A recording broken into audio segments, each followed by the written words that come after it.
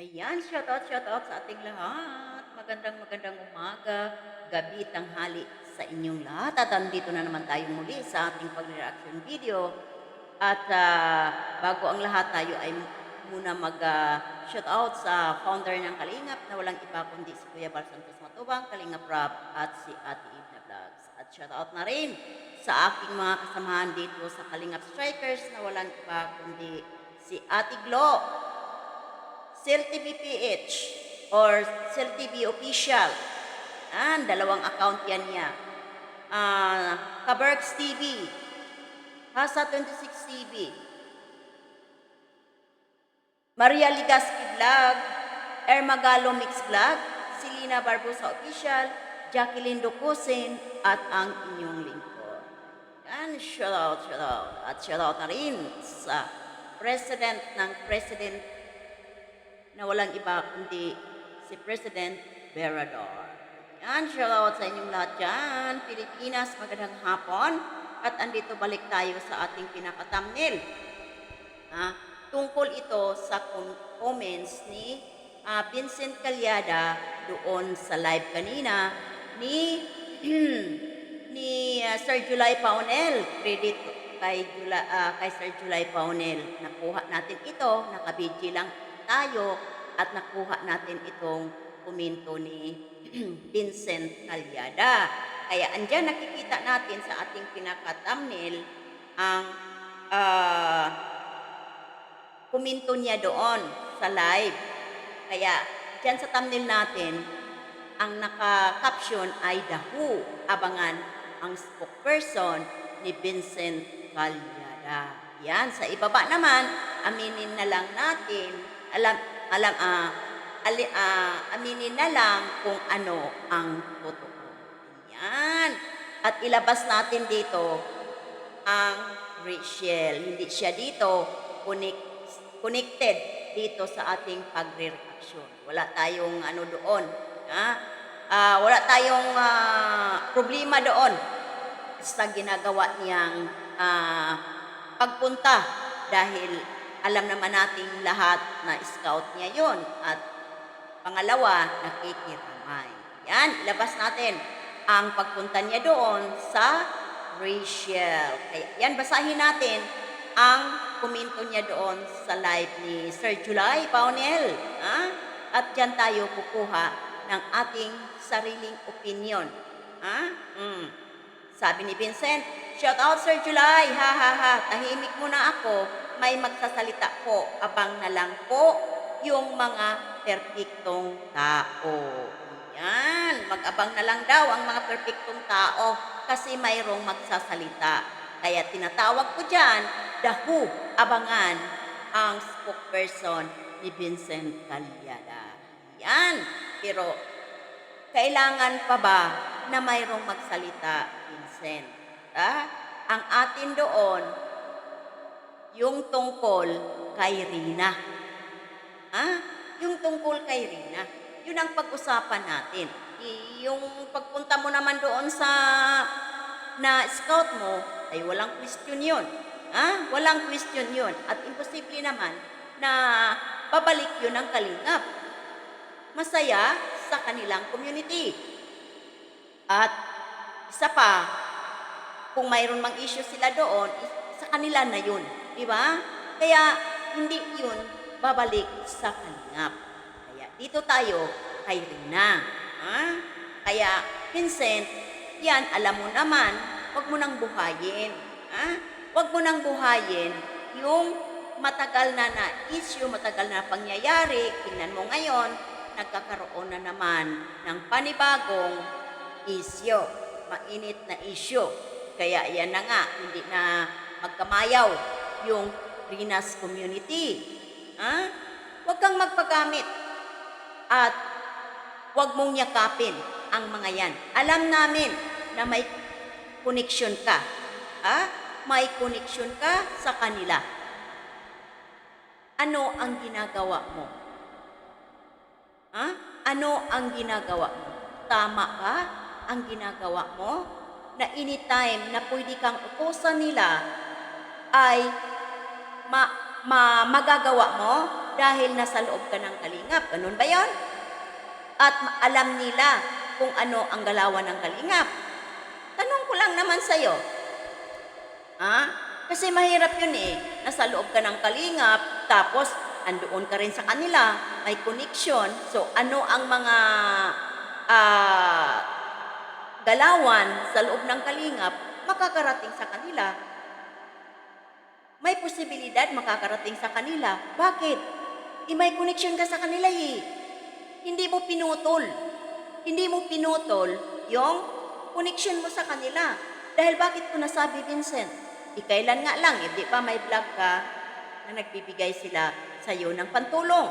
So, ibig sabihin, may connection ka pa rin hanggang ngayon.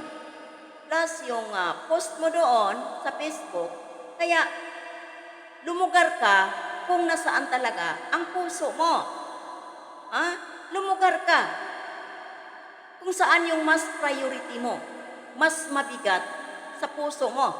Lumuon ka, layuan mo itong mga to dahil makakagulo sa sarili mo. Tulad ngayon, pumunta ka doon, nakikita namin, mortal na kalaban yan. Number 1 kritiko sa kalingap yan. Ngayon, panay puna nila sa kalingap, panay puna. Sasabihing laos, pero bakit sila, nakikisiksik sa kalingap kung laos? Diba kung laos, hindi mo na yan papansinin. Hindi ka na mag-aksaya ng panahon sa kapag reaction yan. Babanatan mo. Dahil wala na laos na Diba? Pero bakit? Bakit? Diba? Kaya ito lang, Vincent. Pakiramdaman mo ang iyong sarili kung saan ba talaga ang puso mo. Sa kalingap ba na malaki ang naitulong sa'yo? O doon ka sa mga wakwak? Putulin mo ang kaugnayan mo sa kanila dahil malaki ang naitulong sa kalingap mo. Sa kalingap, hindi mo yan pwedeng itatanggi, Vincent. Hindi mo pwedeng itatanggi. Kaya sabihin mo na lang ang totoo. Aminin mo na oo, ganito, ganon, para matigil at layuan mo na itong mga ito. Huwag ka nang makipag-ugnayan pa sa kanila kasi maguguluhan ka Lalamukin ka namin.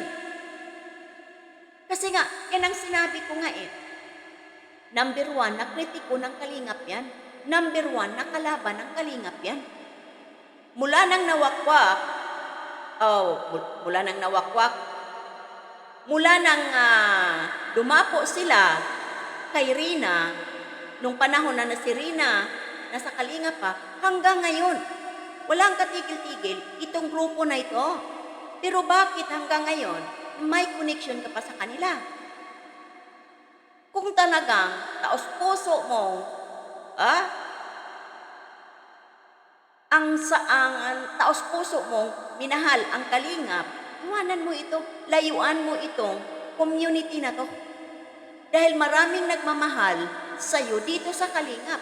Pero kung patuloy ka pa rin makipag-communicate dito sa mga taong ito, mabulabog ka ng mabulabog. Dahil hindi ka namin titigilan. Pero kung lalayo ka sa kanila, putulin mo yung mga komunikasyon mo sa kanila, kahit sabihin pa natin na inuutosan ka ng kung sino, ninang mo yan, ninong mo yan, kung saan mo naging ninong, tigilan mo na yung pag-ipag-communicate doon sa community na yan. Kung inutusan ka, tuparin mo yung utos ng ninang mo kung ano yung bilhan ng lupa o anuman, pero imposible naman siguro na yung inuutos na i-vlog mo rin si Rina. Kaya, layuan mo sila kung gusto mo na tahimik ang buhay mo. Makapag-vlog ka ng mabuti. Marami kang nagawa na sa kalingap. Marami kang napagawa ng bahay. at doon ka masaya. Ah, hindi mo na kailangan, Vincent, na makipag-koneksyon dito sa mga taong ah, number one kritiko ng kalingap.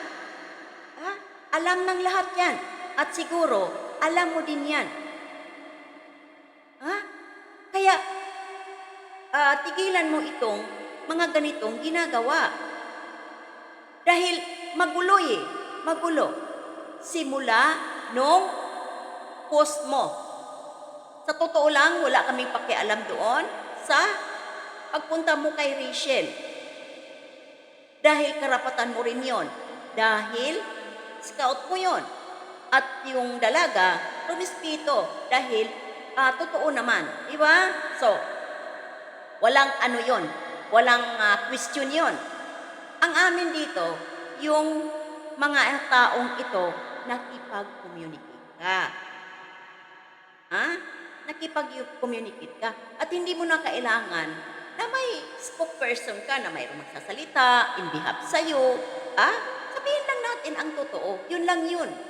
Yun lang yun, Vincent. Maging totoo tayo sa ating sarili. Kasi yun ang laging sinasabi. Yung pagsasabi ng totoo, yun ang makapagbigay sa'yo ng peace of mind. Pero pag mayroon kang tinatago, wala, gugulo ang isipan mo, di ba? Kaya maging totoo tayo.